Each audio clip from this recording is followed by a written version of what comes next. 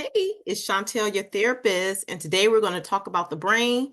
More specifically, we're going to talk about the survival brain, and we're going to talk about the fight, flight, or freeze response, okay? So when you think about the brain is very complex, okay? It's a very complex, I don't know, do I want to call it an organ that's in the body? Imagine this is my brain right here. So with the brain, we have what they call the front part of the brain, what my forehead is, what this part is, and this is called the smart brain or the frontal lobe. So this is my frontal lobe right here in my brain. See, it's my frontal lobe, this part right here. And then you have the back of the brain, and that's called the limbic system, and it's the emotional brain. So the back part right here is the limbic system, which is the emotional system. And then the third part is this bottom part, which is where the brain stem is, and this is the survival brain. And that's where the fight, flight, or freeze response is. And if I open up this brain, the fight, flight, or freeze response actually originates in the amygdala. Let me just show you where that is real quick. It's right here. It's like an almond-shaped little tissue. That's the amygdala, and that's where that fight, flight, or freeze response originates, okay? So let me put this brain back together. So again, the front part, this is the smart brain, our frontal lobe. The back part, this is our emotional brain, which is the limbic system. And then the stem right here is the brain stem, and that's the survival brain. And that's where the fight, flight, or freeze response come from, okay? So imagine this brain is in my head.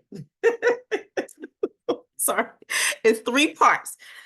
Now, when we think about the fight, flight, or freeze response in the brain, we have to think about what's it saying. So it's the survival part of us. It's the part that's based on our instincts. And like if something was happening, we were in a threatening situation, the smart part of our brain, which is the frontal lobe, goes offline, and all the energies are redirected to the back part of the brain and the brain stem, the lower part, which is the emotional mind and the survival mind. So all the energy is redirected. So you're not thinking clearly when you're in a stressful situation. You're not like logicking. You're not logical. Because when you think about the frontal lobe, that's like when you go into school, you learn this stuff, you're taking in information, you learn how to communicate.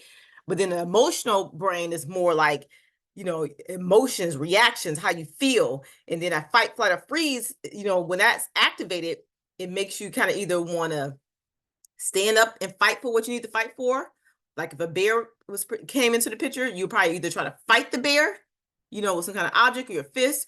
You're going to either try to run to save yourself, or you might freeze because you get nervous and you just kind of like, oh my God, I don't know what to do. So that's that fight, flight, or freeze. And that comes from the brain stem, the lower part of the emotional brain. So all this part of the brain is what's working. So he's like, oh my God, I got to prepare to do what I got to do to get out of the situation or defend myself in the situation. Or sometimes I just don't know what to do. I just know I'm scared. And it's just that those senses are just activated. So I have to stand there frozen.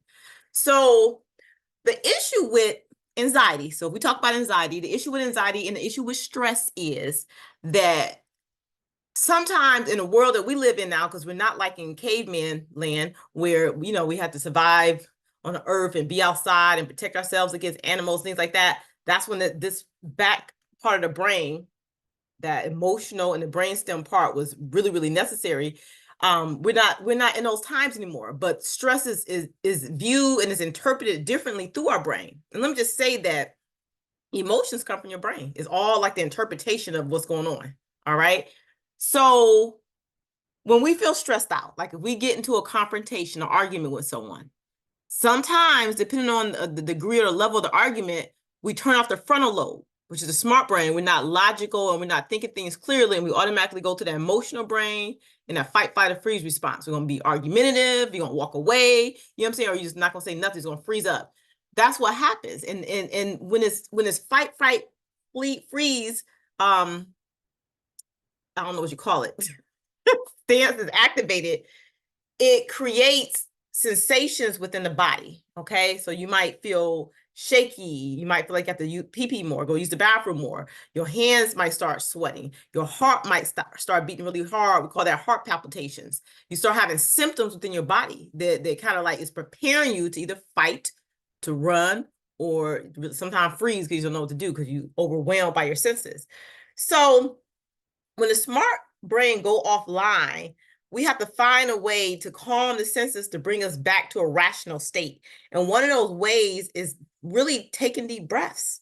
When you take deep breaths, and when you take deep breath, you take them from your diaphragm, it helps you to calm your limbic system, the emotional aspect of yourself down, and it helps to de-stress.